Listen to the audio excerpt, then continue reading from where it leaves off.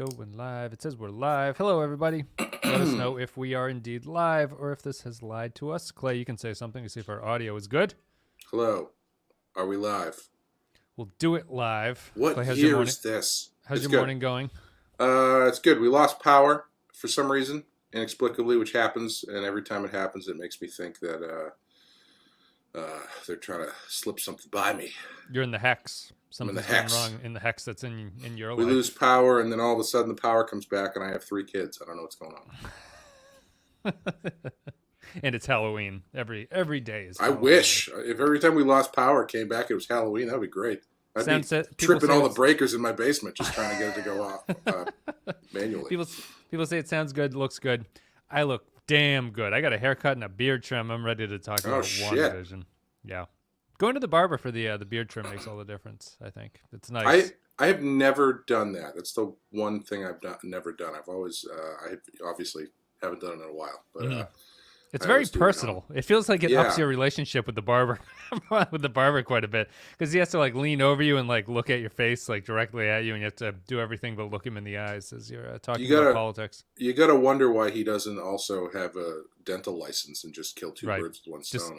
Kill 2 birds with 1 stone. Give me an eye vision test while you're at it. All right, let's talk about WandaVision. Time is of the essence. I have a hard out at 11. So we're going to be talking about WandaVision at episode 6, which is called the all-new Halloween Spooktacular with an exclamation point. Came out the other day. Hello to everybody in the live chat. We got Progman, RX2, PointXG, Matt Ross. Good morning, everybody. Welcome to the show. WandaVision, episode 6. They're in Halloween costumes. It's Halloween. It seems to be most overtly a Malcolm in the Middle reference that they're going off of for the 90s. Not my choice of sitcom. I don't think that I would have gone for. Not that I had anything against the show, but I don't think it's as iconic. I guess I can start there. I felt this episode had the least to say with its sitcom setup out of everything we've seen so far. I felt like there was no reason for this one to be this way outside of the fact that they're marching through the decades, and this is the era that we're up to. I'm a little... I don't know if I'm negative on this episode, but I'm hitting the point in the series now where I'm like, I think 9 episodes is too much for the show. I don't know if I need 9 episodes. And I also don't think that they're getting into the meat of the show quickly enough at this point for me, really. And I feel like I'm kind of in a holding pattern. Not that it was bad, but I felt this was, outside of the fact that Vision leaves the Hex for the first time, I thought this was almost a skippable episode in a lot of ways. I don't feel that I gained much from it. Yeah, I actually really enjoyed it. I was trying to figure out. I assume the reason they didn't go with something a little bit more iconic, I guess, for the 90s is because they specifically needed it to be a family sitcom, and the 90s was kind of the era of asshole single people sitcoms. Yeah, your friends become your family in the 90s. Yeah, you get Seinfeld, you get Friends. There were the family sitcoms were there, but they're not popping into my mind. This one, it was weird because I didn't know if it was because the style. This one felt the least distinguishable between real world and sitcom world. Yeah, and I don't know, and I have to assume that's because it's gradually turning into styles that A, we're more familiar with, and B, are more naturalistic anyway. Because as sitcoms it's a mockumentary. It's kind of a Malcolm in the Middle was kind of a mock. It's not really a documentary, but the characters talk to the camera, like they break the fourth wall. Right, and it's. They didn't do that as much as I expected them to. I have a feeling they might do it more in the next one if they go more Modern Family with the next one. Yep. But yeah, it was the thing that the juxtaposition that I liked the most in this one was they kept the kind of goofy, corny Malcolm in the Middle-y sitcom music while Vision was walking around witnessing like the horrors of what Wanda is doing to everybody. Yeah. So it's like you see that woman who's putting the towel up on the line, and she's got this tear coming out of her face, and it's just like, but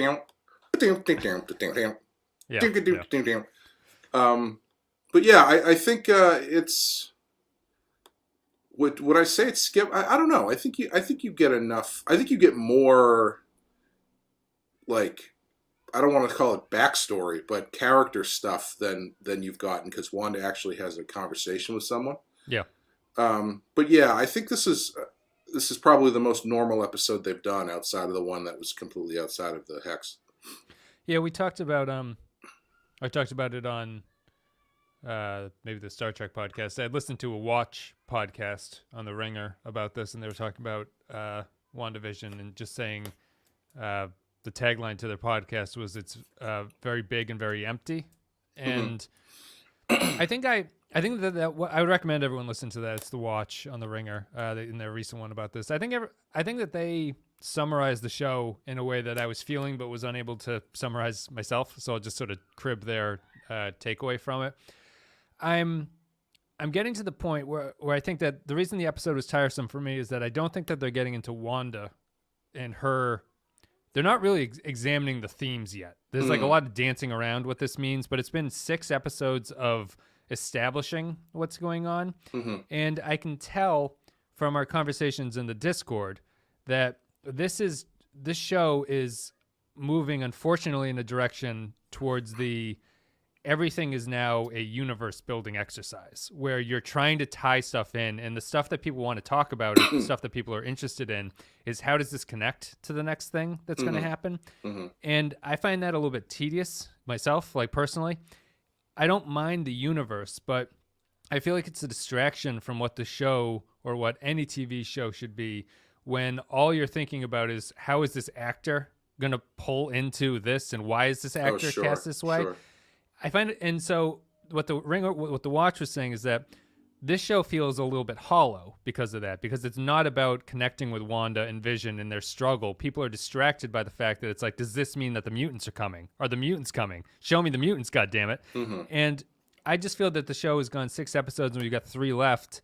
I would have either cut some of these or gotten more into what this means to Wanda more. Like, they kind of hint at it each episode, but it's not really enough. And you're also kind of limited by the fact that we don't really know Wanda and Vision in the first place, and that kind of hamstrings you a little bit. But I would like to start having Vision and Wanda have conversations at this point. I think maybe next episode it seems likely that that's going to happen, but this is the first time I felt like I was actually dragging in where the story's going, and I wanted to pick up a little bit. Yeah, I think the problem with that universe building thing is that I don't know that it's going to pay off the way a lot of people think it's going to. And I'm worried that if it doesn't, people are going to think that it was a waste of time instead of actually watching the show. Right. It's a distraction from enjoying the show for what it is. Yeah. Right. It's like franchise mystery box storytelling, where it's not about the journey. It's about, okay, well, what is the ending? How is this person going to tie into X, Y, and Z? And so, which causes you to miss the meat of what is a pretty good show. Yeah. So yeah, it remains to be seen what exactly tying into the future they're going to do and whatnot. But yeah, it's tough because I would always recommend that people view. I guess my advice would be, like, it's most noticeable when you're not very in love with the franchise that's building, right? Like if you're into the franchise, I can see why you sink into this kind of thing, because you have this whole like wealth of knowledge to draw on and you're very interested in. I like the MCU, but I'm not deeply invested in it. So when I see stuff like this and people want to talk about where this is potentially going to go, that's when I most feel that this is not the point of, like, I don't watch it. It's just, it feels weirdly limiting to watch the TV show hoping for the next season, kind of like to think about what this means for the next one. It's like, I'd rather just sit here and watch this one. And I most notice it because Clay, is your mic on, your audio mic, or are you on? It should be. You click the little settings down below, see what it says. I think last time you didn't have you had I made sure to check it. What the fuck? I set it specifically to you're back. Now you sound good. Yeah, I set it specifically to my good mic before I started the thing. So it just kicked me off of it for some reason. I don't know why. Now you sound good. Thank you, Scarlet 72, for bringing that up. Did I change Your audio sounded different when you clicked into that. Yeah. No, but like when I started, did I sound good and then I sound bad? Or no, you sounded really? But it's this audio problem I'm having recently where you sound kind of bad coming into me no matter what happens. So you do sound better now. So that's good weird because I definitely put it onto the good mic before we started. So we're here. Thank you, Scarlett. Sorry, I interrupted you. Do you remember what you were saying? What was I saying? The future seasons, people looking forward to. Yeah, I think what's nice about, hopefully nice about these Disney shows, Marvel shows, is that they won't necessarily be more than one season. So, because I really like the advent of the single season television show. Like as much as as many problems as I have with like American Horror Story, I really like those shows where it's like we're going to tell you a story, we're going to finish that story, then next season is going to be something else. Because I think it takes away some of that sequel thinking, and you have to tell a story and finish a story. Mm-hmm. And I'm hoping. I think it's fun to speculate about what this means and what characters are going to show up and who may or may not. But yeah, to speak to that comment there, I think they need to land that storyline. The grief storyline. Yeah, because I think if what they seem to be building out that Wanda is just in denial about a lot of stuff, and ultimately she's going to have to face that. And if she doesn't, then I don't really know what we're doing here. But hopefully in the last 3 episodes, there's a little bit of a ramp up. Yeah. My one concern would be because Wanda and Vision are so like secondary characters in the MCU mm-hmm. movies. Like Doctor Strange is a secondary character, and Wanda and Vision are like beyond him in terms of what's going on. Mm-hmm. The fact that the show doesn't have room to build. So say you had never seen those movies, the show has a very hard time trying to build that grief storyline for you now, because it's going to seem like all exposition when they dump it at the end about these people are all dead, blah, blah, blah. Wanda's sad. I think that the show is I don't know. I feel like they've kind of if at this point you don't realize that she's sad because Vision's dead in real life, I don't know what show you're watching, but do you is it effective enough to have a show where you don't know anything about the character's prior relationship to understand that there's grief that they're dead? I think you can. I just wonder about how difficult that is to execute, the grief being something you can empathize with when it's like when Wanda has her episode where she has the monologue looking at the camera about what this is all meant to her, not mm-hmm. hopefully in a better way than that, but there's a sense if you're not familiar or connected enough with the characters that the grief is going to seem trite and silly at that point, you know? Mm-hmm. Mm-hmm. That's my concern here with this. If they're not landing the grief storyline, to me would be making the grief thing seem trite, and then a mutant Juggernaut runs through the wall, and they're like, "All right, see you next year." And it's like, okay, that's I have terrible. I have a feeling that's not going to happen, which is why I don't think that there's any external bad guy force that we haven't already seen in the show. Let's put it that way. Yeah. Because I think the monster is her own mind, basically, and I think there's going to be some reckoning with that. And yeah, depending on how much time they spend with that, we'll see how it plays out. Yeah. I would agree that there's no villain beyond her. I can't see them introducing someone and saying this guy's pulling the strings all the time. It doesn't seem like setting that up. Thank you, Mercer. Before this, what does it mean, exact change? Is that a reference to something that I'm missing? I don't know. Maybe they don't let you tip $2.50 on this. It's those kiosks that round up and will allow you to support your local charity or something like that. Prediction: Wanda must deal with the grief of losing Petro, Vision, and the kids to get out of this. Yeah, that seems pretty clear where it's going. That'll be the end. So what'd you like about this one? You seem more positive on it than me. Not that I'm negative, but I'm. This was the first episode where it's like, I don't need 9 of these. Mm-hmm. I don't know what we can do for the last 3. We're lucky that they're only a half hour each, but I was really expecting more Quicksilver stuff in mm-hmm. this. They kind of touch on it's like, why do you look different? He's like, well, you don't want to be he has a strange line. He's like, you don't want to actually be reminded about the person who died, even though I remind you of that person explicitly. So here you go. That seems to lead credence to your guest star shenanigan casting more than anything else at that point, really. Well, the thing that I took away from this one was that it's an element that I feel like I think they're playing it a little bit too close to the vest at this point, is that there is some other force involved with this, but they're not really moving that story forward past Wanda kind of going, wait a minute, but I didn't, and then somebody cutting her off and the story moving forward. Like, they're not really bringing a lot of spotlight to that. So Sorry, what's the other reason that there's an outside force? Is that what's being hinted at? Well, when Quicksilver, Quicksilver mentions the kids, and he's like, well, where are you hiding all these kids? And she starts to say, well, I didn't create these kids. And then he kind of cuts her off and they move forward. And even Quicksilver showing up, originally, Vision was like, who's that? And she's like, I don't know. I didn't do that. Yeah. So there is some hinting that there's another force involved. And who that is, the money seems to be on Agnes, even though if that's true, she plays it pretty dumb in this episode. Yeah.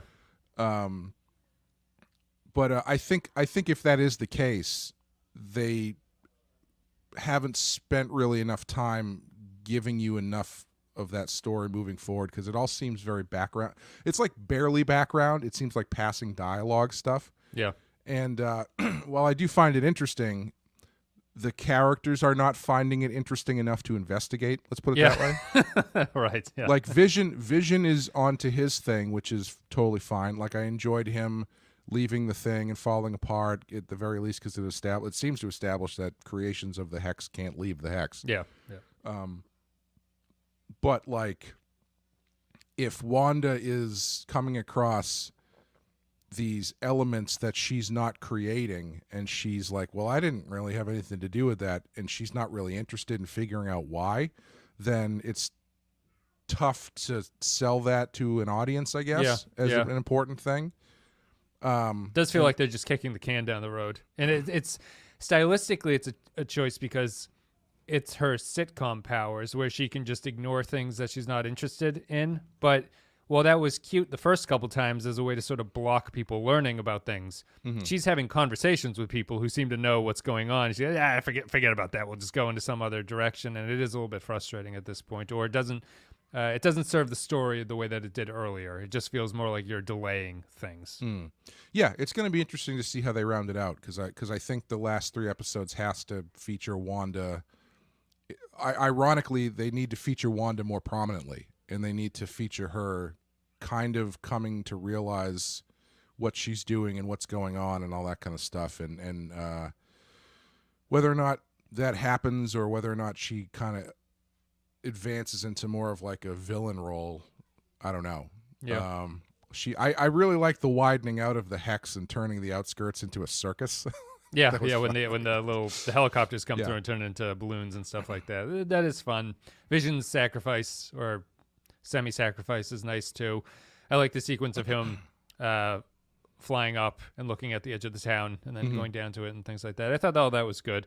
The thing I don't like is I don't like that Director Hayward character, because again, unless they are specifically doing this S.W.O.R.D stuff, if it's kind of like a meta inside a meta where the S.W.O.R.D stuff is specifically meant to be kind of corny and like kind of CBS TV. Yeah. There's no explanation as to why he turned into like a cartoonishly evil villain. Like, he went from being Monica's best friend, he's like, oh, we're so happy to have you back, and to get them off of my base in like 2 episodes. And it's really kind of strange. And again, so I don't know if it's intentional or what, but it is a little bit jarring for him to be such an antagonist. I don't like any of the S.W.O.R.D stuff, really. I'm like, every time we go there, I'm like, get me back into the Hex world. I don't care about any of this.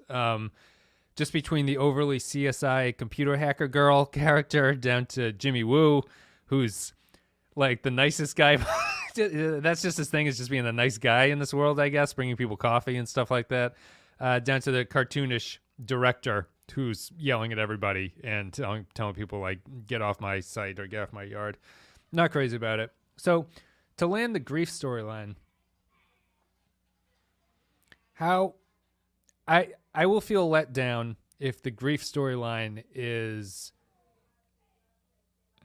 how do I phrase this? If they just wrap up things and all that I'm to draw from what the show is saying about grief is the fact that Wanda is hiding from it, I don't think that's very good. I think that's I think that's not sticking the landing. Basically, if they don't have, I feel I feel that something needs to kind of be said about this, and if it just kind of moves into a world where she is hiding in denial about this stuff, and I guess the point is that because we know everything that's going on, if all it turns out to be is that she has created this fantasy world as a way to deal with her grief, when it gets to that point, I'm not going to feel that was very good, really. You know, like I feel like they've built up too much about that, and the way that she's done it is more interesting. So I think the show is kind of up at a between a rock and a hard place, because I'm expecting something interesting to be said about grief, but I don't know if they have that in them or if that was even their intent to do it. So when we get to the end and a character goes, Wanda, you have to live in the real world, you have to face the grief that you have, and she goes, you're right, and everything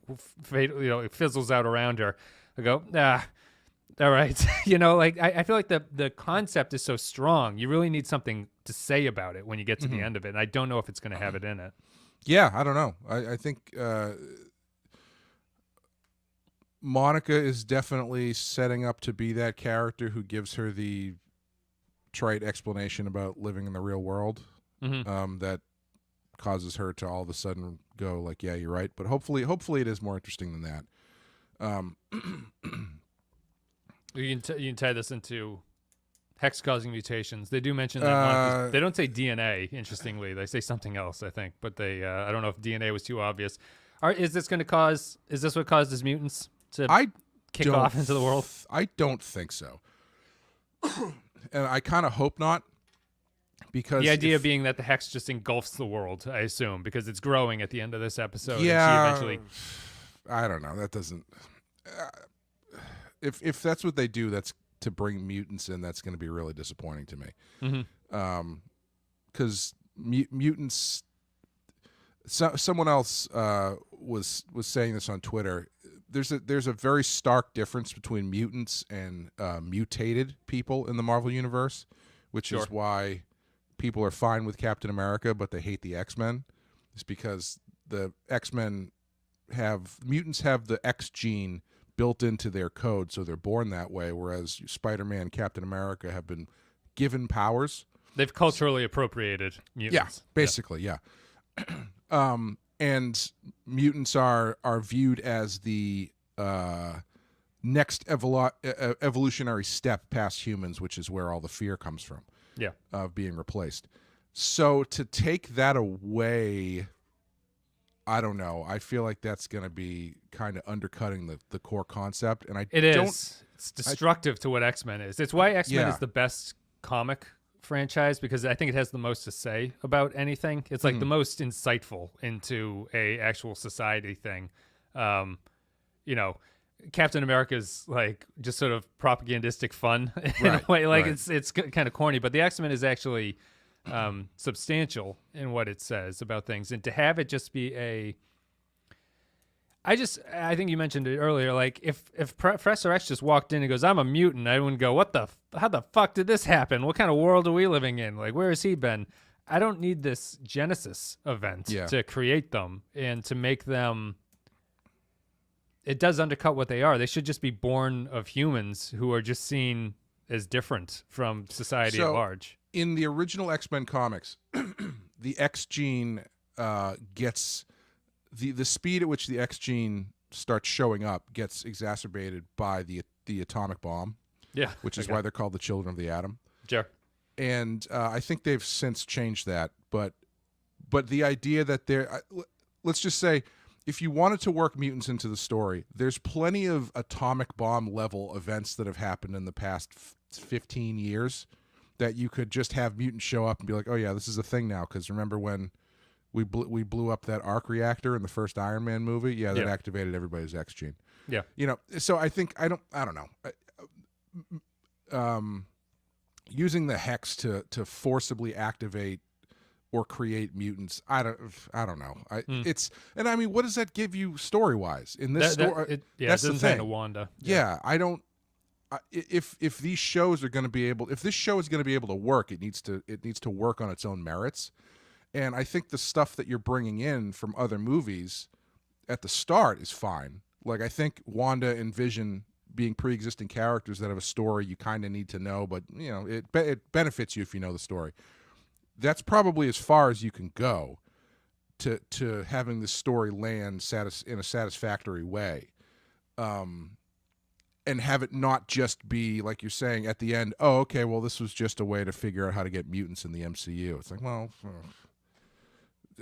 why don't they just go? Took a long time to get that. Yeah, why don't they just go? The Hulk, when he snapped everybody back, he accidentally thought about mutants, and mutants showed up. Yeah, it's kind of, it needs to be more than that. Yeah, I think it would be tough to tie the creation of the mutants into a story that would then overwhelm your Wanda grief story, as you're saying. Like, anything they do here should not undercut Wanda's story. So when you get to the end of it, all the fans shouldn't be like, forget about Wanda. A Cyclops showed up and shot Vision with his blast or whatever. It's like that's the thing that actually matters. I would have a hard time generate the genesis of mutants from a grief storyline. Seems odd. The only way you could see it like thematically connecting is that Wanda's grief creates a grievance class, basically. Like the grief spreads from her creation into a class of people who are then prejudiced against. I don't think that's not within the scope of this show. I don't think that's not necessary. If they wanted to bridge universes, if they wanted to go that route and have it tie in to kind of what's going on, and they wanted to use the House of M kind of thing. In House of M, she says no more mutants, and she obliterates 75% of the mutant population. If she gets to that similar emotional and power point, and she says, I just want my family back, I could buy that as a merging of universes thing, because that way it's baked into the core problem she's having in this episode. And when she says, I just want my family back, that brings back Pietro. It also brings back Magneto. Yeah. And it just blurs the two lines in a way that I think is thematically on point. But I don't know. I am not sold on any of that stuff happening in this. Yeah. Yeah.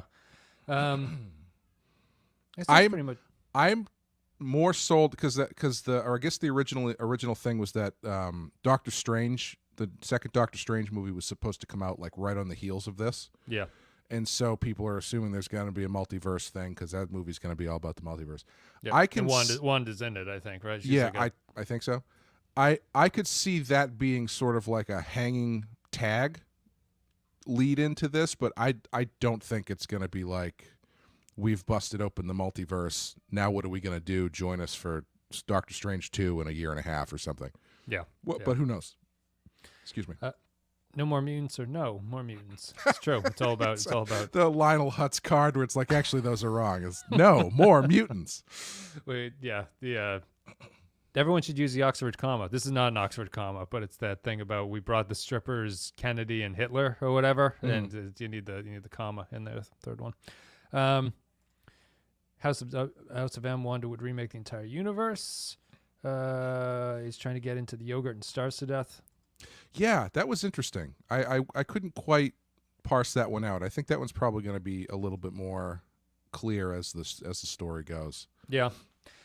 Unless it was a reference to Vision, trying to get outside the hex and dying because of it or something. Like he couldn't. He trying to figure out the magic ended up killing him. So that's pretty much it. I have a couple minutes to wrap up here, but yeah, I wasn't blown away by this one. Thought it was fine. I am distinctly not, just to sort of put a point on the thing I was saying, I'm distinctly not emotionally connecting with this story. I'm watching it and I'm not finding it bad, but I'm not. I think the show has a tough row to hoe to get me to care about the Wanda breakdown at the end, where this is all sort of comes together. I will feel that I'll be like, yep, that's what I expected. Still don't really know Wanda and Vision because they have not had a real interaction through this series yet, and they're so minor in the MCU movies. That's my concern, really, is that at the end, this story about grief will have me going, didn't really strike me, didn't really hit me there with what they were talking about, and I think that'll generally be a failure of the show, I think, in that case. Yeah, I'm wondering, excuse me, I'm wondering how much it's actually going to be Vision's story more than Wanda's, because Vision seems to be the one who's actively learning things about the world and himself as the story goes on. Yep. Just to stop Wanda, though, wouldn't you say? Like, he's going to be the one that convinces her to. He's going to have the speech. Where he's like, "You have to let me go." Yeah, that probably. Speech. Yeah. But there is something interesting. I'm curious if they're going to go into it all about him finding out that that he doesn't know who the Avengers are, so he's he's a complete fabrication of the Hex, and also finding out that he's dead. Yeah, those are pretty interesting things. So I'll be curious to see where that goes. But yeah, I don't imagine it really coming down to more than him. Although he knows his real Avengers uniform for some reason, because he changes into it when he becomes Vision for real. You know. Well, I think that's just what he looks like. That's baked into his brain, I think, from Wanda's creation or something. I'm really hoping this doesn't end like X-Men Apocalypse or X-Men 3, where it's one person standing in a swirling CGI garbage fest, and then another person walks in and goes, "Don't forget love," and then they stop everything or whatever. Well, I guess in X-Men 3 it ends with Wolverine stabbing Jean Grey, but you get my point. It's like we don't need another overpowered good guy who is doing bad things with good intentions, ends up having to die or whatever, or getting talked down from the proverbial CGI ledge. It's the more that Disney owns all this stuff now, and it's just the more that it becomes Disney family entertainment stuff, the less likely you're going to have a story that you go, wow, that was really. You're going to have more of the swirling garbage until someone says "I love you," and then the swirling stops. You know, I don't know about that, because I mean, Disney makes plenty of emotionally devastating stories. I mean, they do, but They made Up. They're not Toy Story 3 and 4, which I haven't watched because I've heard how devastating they are. But they are big. That's a I guess I would argue it's a non-controversial emotional impact. It's Bambi's mother. Like, it's like, yeah, someone's mother dying is obviously very tragic and things like that, but it's not a. I mean, you're not going to get like a John Cassavetes movie out of them or something like that. But no, and not that the MCU has done that to this point, but at a certain point, if your brand isn't doing anything, any like intellectual heavy lifting, I'm just watching a commercial at that point. Like, I'm just watching a cartoon show about Marvel, like characters who fly around shooting each other with laser beams. And so I think that's what I'm hoping for the show. At least try. At least do something with it. And I'll be happy if they try and it comes out, even if it's like a C-. I'm like, yeah, that's fine. They did something with it. But I don't want Juggernaut through the wall at the end and then saying, see you next week on Falcon and now I Winter hope Soldier. That's exactly how it ends. Is they're like, we need something that can get through the Hex. What do we got? Well, we have the Juggernaut program, sir. And then you've got like Hayward coming out in his giant. Hayward. It would be Hayward, wouldn't it? Yeah, and just Jimmy Woo looking in terror at him. They open up I always forget what gives Juggernaut his power. If it's like the Crimson Bands of Sidorak. No, he picks up a stone, doesn't he? He finds some stone. It's stone related, which is why I always thought. I don't know if they've since retconned him into being a mutant, but he's not a mutant. He's a guy with a magic stone power. Yeah. I think they have retconned him into being a mutant. I think I was looking at him recently, but it is just he has a stone that gives him the power of the Juggernaut. Anyone holding the stone becomes that thing. Yeah. Yeah, because he's Professor X's half brother. Yeah, Kane Marco, right? Isn't that his name? Kane Marco. Yes, I believe that's it. Yeah. Yeah. But yeah, I don't know. I've always. I mean, I guess in the comic, he's jealous that Professor X is so powerful, so he actively becomes. So it kind of takes away if he is a mutant, but he doesn't like the X-Men. I'll tell you that much. Yeah, and it's it's too bad it's tough to do the Juggernaut character just because you He's a tough character to like create or write for. Like you literally can't stop him. You have to come up with a reason for him to go away. Really, like every single time you can't hurt him into making him go away or anything like that. He was great in Deadpool 2. Great use of Juggernaut. Was Deadpool it? Yeah, 2. yeah. I don't think I saw Deadpool. I think I only saw the first one. Oh, I love Deadpool 2. All right, that's it. I guess we're done, guys. Thank you. The Crystal of Sidorak, I think. Is that what it is? That's what he has a question mark. It might be wrong or it might Doctor be right. Strange has I think the Crimson Bands of Sidorak or something. Or Yeah. I don't remember. I'm not super well Didn't versed Dazzler in that lore. beat you? Well, I mean, he's a video game boss. If you get the helmet off of him, Yeah. then you can defeat him. Yeah. Captain Brazen mentioned I'm the Juggernaut bitch, which I still cannot believe made it into that movie. Yeah. That was such a meme for 25 minutes, and somehow they put it into X-Men fucking 3. With that guy's just the wrong guy to play. What's that actor's name? Eddie. Shit. The Hard Man. Vinny Jones. Vinny Jones. Yeah. It's he's not exactly right.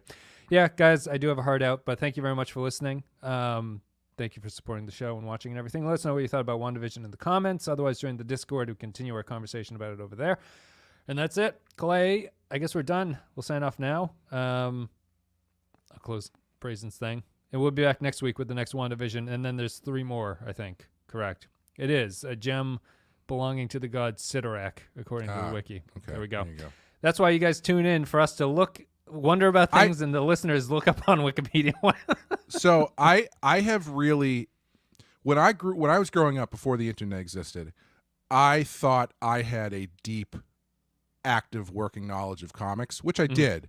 But I have really come to realize that much like everything else in my life, once I went out into the real world, I realized I didn't know about as much about stuff that I thought I knew about as I thought I did. Yeah. And I have run into some people regarding this show talking on the internet that have like fundamental, deep cut working knowledge of the X-Men and the entire Marvel universe, like pulling out, oh, that's actually from West Coast Avengers, and well, that storyline, blah, blah, blah. I'm like, boy. It's not even like I didn't have this knowledge because I was doing stuff that was more important with my life. It was just that apparently I didn't love it enough. Wasn't available. It's all on Wikipedia now. All right, guys. Thank you very much for listening. We'll see you next week with the next WandaVision. Have a good day.